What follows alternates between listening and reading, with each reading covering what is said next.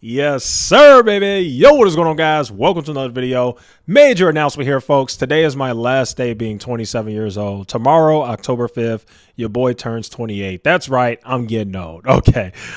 First thing I want to address, that's right, guys. We're bringing the squirrel voice back, is the squirrels in the comments, these clowns. And I really don't care what the people in the comments have to say anymore. I used to back when I was smaller, but I don't care anymore. But it's still fun to address just to show you guys how stupid these people are. Okay, so you got this clown right here who's saying that I'm clowns from above, and he commented on my video where I said that this stock market rally won't last long.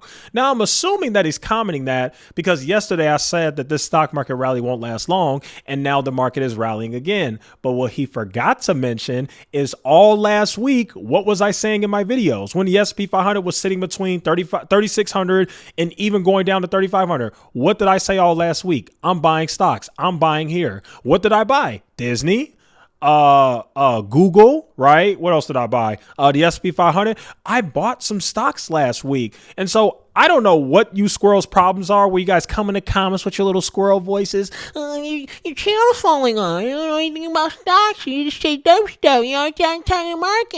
You don't know what you're talking about. All you do, you no better Jeremy me Kevin. All that squirrel crap. It's annoying. Okay, let's go ahead and get into the video now that I've addressed the squirrels. Okay, so today we got the jobs opening report. Okay, and the number of open jobs in the U.S. economy actually dropped by 10%, and layoffs actually rose slightly as well. As job openings fell to a seasonably adjusted 10.1 million in August from 11.2 million in July. This is giving us signs, ladies and gentlemen, that the labor market is starting to cool. And I actually think that's a little bit of why the market was a little bullish today, because again, the market is sticking to the strange narrative that the Fed is going to pivot. And I guess they think that because the labor market is finally starting to cool, the Fed is finally going to come out and pivot, which I don't think, but we'll get to that later. Let me also point out, guys, if you recall, this is exactly what Fed Chair Jerome Powell said that he actually wanted to see. As a matter of fact, I got the quote right here. On September 22nd, Jerome Powell actually said that job openings could come down significantly, and they need to, without as much of an increase in unemployment as has happened in earlier historical episodes. Okay, so yeah, this is kind of what the Fed wants, and now this is what the Fed is getting. Now, remember, we have another big report coming out this Friday, which I will be covering as well. Keep an eye out for that. The next thing I want to talk about, guys, is Australia's central bank has pivoted. That's right. I didn't see really this one in the headlines as much. I don't really see people really talking about it, but we're definitely going to talk about it on this channel. Yeah, we have another central bank that pivoted. Remember, the Bank of England actually pivoted as well, and they went from QT to QE. They're actually doing quantitative easing in response to that crazy person over there, the freaking chancellor, what's her name, Liz Truss, over there in England. So you have that. Now you have Australia's central bank that has pivoted as well.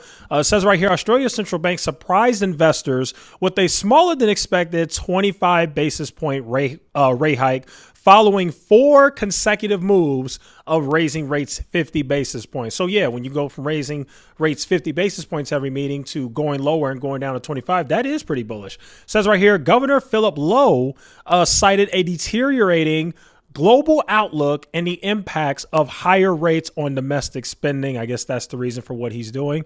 And yeah, that's what's going on with that. So we are starting. I will give the market some credit. Even though the United States Fed hasn't pivoted yet, we are seeing other countries' Federal Reserves pivot. There is no doubt about it. That is 100% happening. All right, folks, moving on. As you saw, the title of this video is A Storm is Coming. And based on everything that I've been reading and researching and finding out, the world pretty much think that a storm is coming too. It's not just your boy Echoes. It's not just the mega bears. You know, it's everybody. OK, and don't just take my word for it. We actually have some data here to prove it. OK, so let's go ahead and look here. The first thing that I saw is Americans are saving less money than ever as inflation and higher interest rates have impacted their budgets. So what you're seeing here is the American consumer, as of right now, like today, right now, the American consumer is accumulating less money each month and tapping into their savings in order to pay for basic necessities such as bills and utilities, adding to fears of a recession. Now, if you're in a situation where you don't have to worry about that, you need to understand that you're in a very blessed position. I can speak for myself. I honestly didn't even know that this was a thing until I read this today, but it's just crazy to see. but I would consider myself to be in a blessed position. I mean, I'm not saying that I'm a multimillionaire or nothing, but I'm not in a position where I have to tap into my savings in order to pay for my basic needs like my bills and utilities and different things like that. But unfortunately, the average American consumer is. They are literally strapped for cash because inflation is killing them. And that's just the saddest thing I've ever, it's very unfortunate, right? And that's why we also preach on this channel. We don't just talk about investing. We also do touch on personal finance. And I told you guys one of the best decisions I ever made in my life was really focusing on how to bring in more income. And I eventually figured that out. It's done wonders for my life. And I definitely hope that everybody gets to that point where they're bringing in enough income to pay all their bills. I've been in a situation before where I didn't make enough money to make ends meet. And it's the worst feeling in the world. It's miserable. And unfortunately, that is what the average consumer is going through. So it says right here, the personal savings rate in the United States for the month of August, was down to 3.5%, which is flat compared to July's rate, according to the Bureau of Economic Analysis that was released on September 30th. Now, we have more bad news that shows even more that a storm is coming, guys. It says right here, coming CPI inflation reports could spike according to the most recent forecast. Now, I actually did see somebody tweet this on Twitter. I forgot who, but somebody tweeted it. And now that I did my daily reading today, I actually found it. This really is a thing. It says right here, the most recent inflation nowcast from the Cleveland Fed is disappointing, as it's currently showing that October CPI is estimated at 0.7% month on month compared to a 0.3% nowcast for the September CPI, with core CPI coming in at 0.5% for both September and October. As you guys know, those are not encouraging numbers. That's not good at all. And then the final unfortunate piece of bad news that shows that a storm is absolutely coming is there was an article today right here that says around 90% of CEOs believe that a recession is coming. Half of them are already planning for layoffs. This is why I always say you guys need to make sure that you got your emergency fund together. You're saving cash. You've got cash in the bank. You've got 3 to 6 months worth of emergency savings. You can't guarantee. There's no guarantee that you're going to keep your job depending on how bad things get. And at the end of the day, the company is always going to do what they got to do to save the business over you. So you got to take care of yourself in these situations. It says right here, according to a survey of 400 U.S. CEOs by consulting firm KPMG published on Tuesday. Hey, I know somebody who works for them. 90% of them said they expected a recession to hit their earnings next year. Okay. And on top of that, more than half of U.S. CEOs say that they are considering reducing their workforces within the next 6 months in order to prepare for the recession. We're kind of already seeing this now. I mean, Facebook is just losing their minds, reducing their workforce. And we're seeing a few other big tech companies doing the same thing, announcing layoffs and different things like that. It says right here, and nearly 60% of business leaders say that they plan to pause or reconsider their company projects related to ESG targets, corporate policies that align with social responsibility or environmental sustainability goals. Like I said, all that woke stuff. I mean, don't get me wrong. Sustainability stuff's not woke stuff. I misspoke. But all the other stuff gets pushed back when it comes to recession fears, because like I said, things get tough and these companies are going to do what they can to save the company. So like I said, guys, I know people don't like to hear it. I know people get tired of. I heard people say, you've been bearish all year. You're a mega bear. You're too bearish. The data speaks for itself, guys. A storm is coming, whether you like it or not, and it's time to prepare. Now, I do want to be very clear on how I'm approaching this entire thing, okay? So I am still holding cash, believe it or not. Now, that doesn't mean I haven't deployed that cash. I did deploy that cash. When we hit those lows in June, I deployed cash. Then I went several months of not buying anything.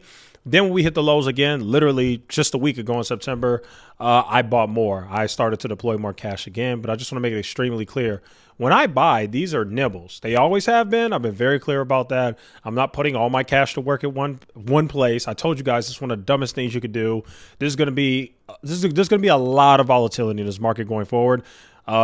We got more downside coming, in my personal opinion, especially as long as the Fed keeps raising interest rates. We did get some positive news today. I get it. The JOLTS report, good, fine, but we need a few more reports before people can start jumping on the bull market wagon, the bull wagon. Being bullish. So just want to make that very clear. I still am sitting on cash, and I will be sitting on cash for the near future for as long as I can think of. And when we get to key levels, I will be deploying that cash. So I did some nibbling in June. I did some nibbling in September. As of right now, I ain't buying nothing. We're going to wait and see, and I'll let you guys know when I'm buying again. In terms of what I'm buying, you guys know Obviously, the Googles, the Disneys, the SP, blah, blah, blah. But overall, I'm not going to get into everything I'm buying because there are some stocks that I'm buying that I haven't talked about here. I just don't want to do that. Stock picking is a dangerous game, especially when you're dealing with retail investors who, in my opinion, for the most part, do not want to put in the work to really learn this stuff. So like I said, I'll continue to talk about macroeconomics and what I'm personally doing, but I'm not giving any specifics because too annoying.